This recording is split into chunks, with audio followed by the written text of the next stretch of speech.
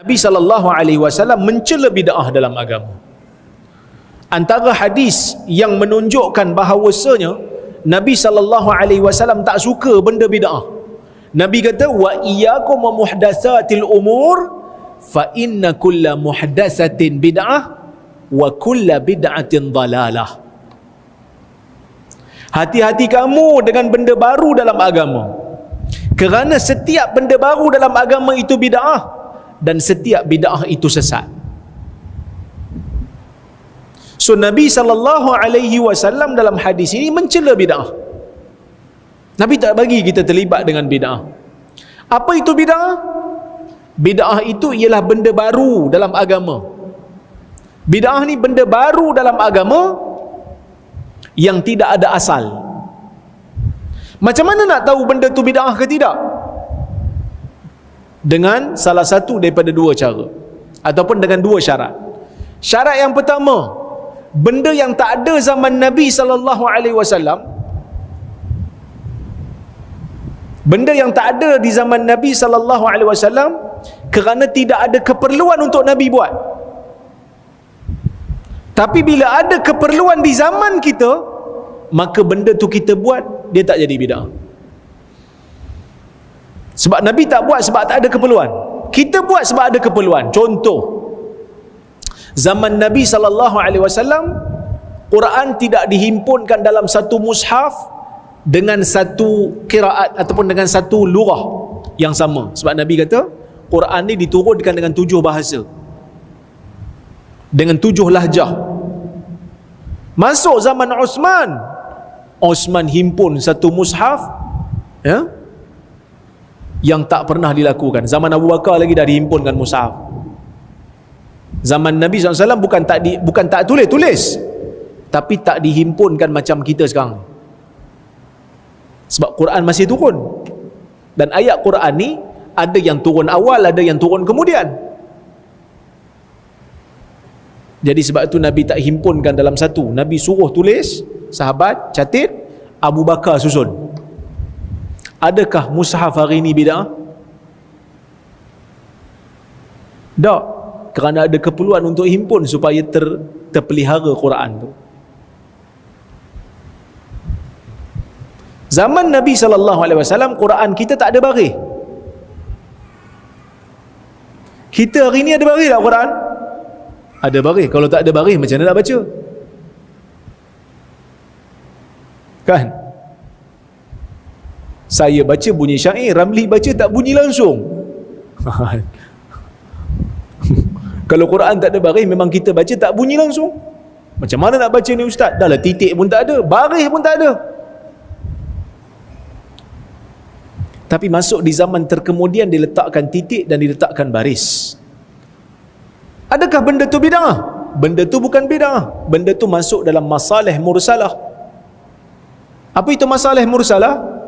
Sesuatu yang dibuat yang tak ada zaman Nabi SAW, tapi kita buat kerana ada maslahah, kerana ada kepentingan.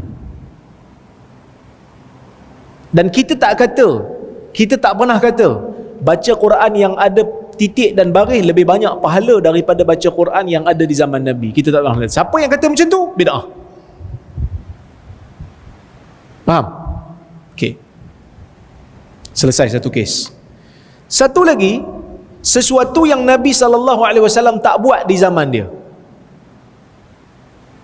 Sesuatu yang Nabi tak buat di zaman dia,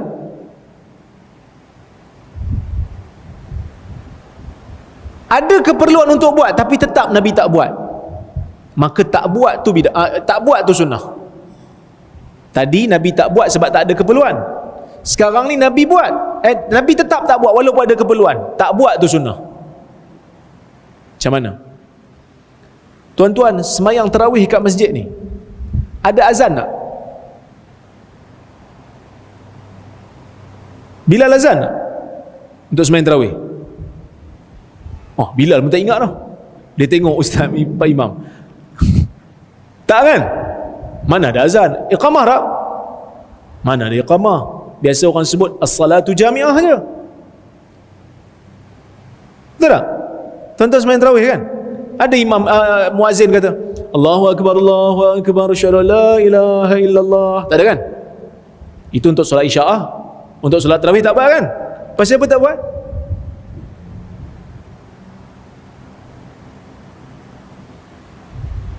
Sebab Nabi tak buat. Ada tak keperluan untuk Nabi buat? Patutnya ada keperluan lah, sebab nak himpunkan orang dan sebagainya. Sama solat raya pun. Solat raya, mana ada azan, mana ada iqamah. Sedangkan keperluan ada tak untuk himpunkan orang solat di musalla, di tanah lapang? Ada. Tapi Nabi tak buat. Tak buat itulah sunnah. Satu kes, selesai yang tu. Benda yang Nabi SAW tak buat di zaman dia, kena tengok Nabi tak buat tu ada tak sebab ada halangan ataupun tak ada. Kalau Nabi tak buat sebab ada halangan, kita boleh buat kalau halangan tu dah tak ada. Kalau Nabi tak buat sedangkan tak ada halangan untuk Nabi buat, tetap Nabi tak buat, tak buat tu sunnah. Apa benda ustaz ni? Pening kepala saya. Sebab tu belajar bab bid'ah ni susah. Ramai ustaz-ustaz pun tak faham. Sebab tu bila kita sebut bab bid'ah ni orang marah, sebab susah nak faham. Nabi tak buat sebab ada halangan. Bila Nabi dah meninggal, Nabi dah wafat, halangan tu dah tak ada, kita boleh buat walaupun Nabi tak berterusan buat. Contoh, Nabi SAW solat tarawih berapa malam? Berjemaah. Nabi buat di masjid 3 malam. Kita buat berapa malam?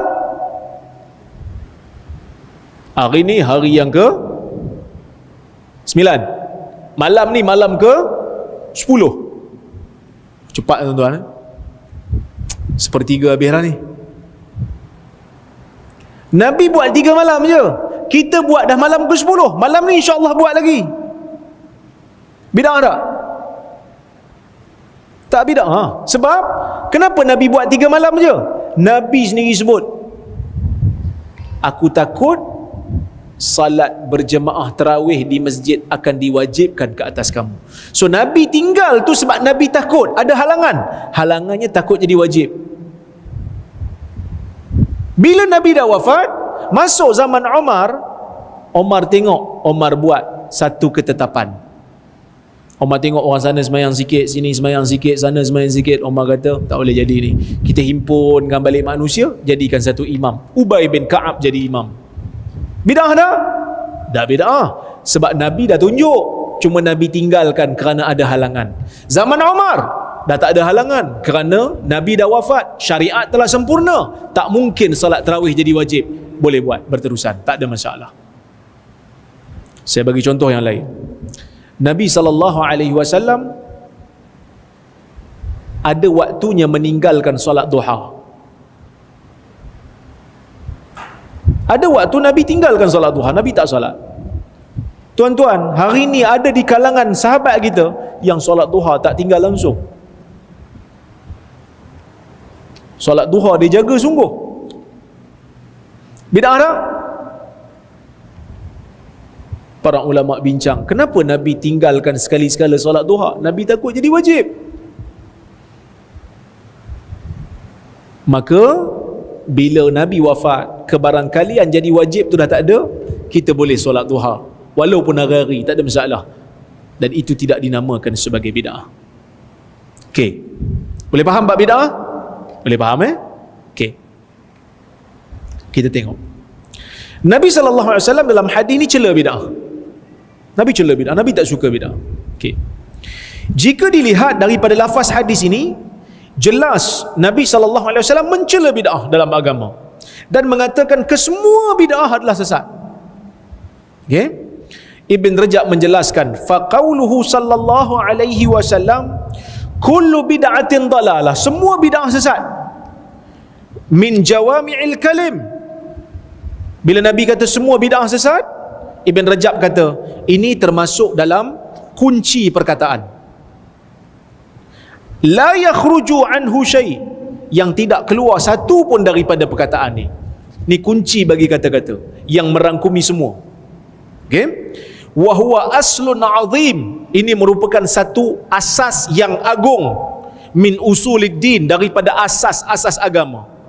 Wa huwa syabihun biqaulihi, perkataan ni sama dengan perkataan man ahdatsa fi amrina hadza ma laysa minhu fahuwa rad, sesiapa yang mereka perkara dalam agama kita yang tidak ada asalnya, maka ia tertolak.